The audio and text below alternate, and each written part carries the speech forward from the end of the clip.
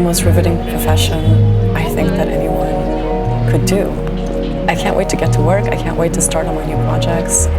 I get to be in the first row as a historical event is unfolding, before me. Timbuktu was the big prize. I managed to get to Timbuktu 3 days after the French liberated it.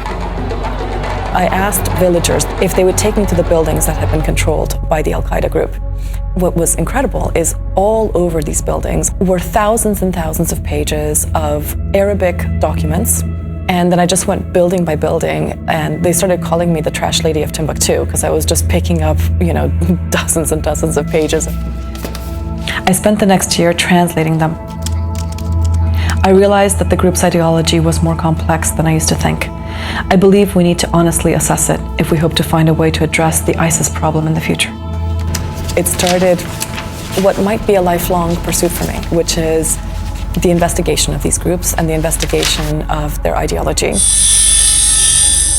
The Islamic State has made it very clear that they consider journalists to be enemy combatants. They consider a journalist like me to be somehow a mouthpiece for the US government. They don't make any distinction between the New York Times and the rest of the American state, even though our journalistic independence is undisputed. We have to be extremely careful covering a group like ISIS. I'm lucky that I was able to find the issue of the Yazidi women, to be able to tell the world about their tremendous suffering. The systematic rape of Yazidi women has become deeply enmeshed in the organization since the group revived slavery as an institution. And the Islamic State's sex trade appears to be based solely on enslaving women from the Yazidi minority. Thousands of women were abused, and hundreds of them have now escaped. I traveled to refugee camps to speak to dozens of them. It gave me an opportunity to properly report their story.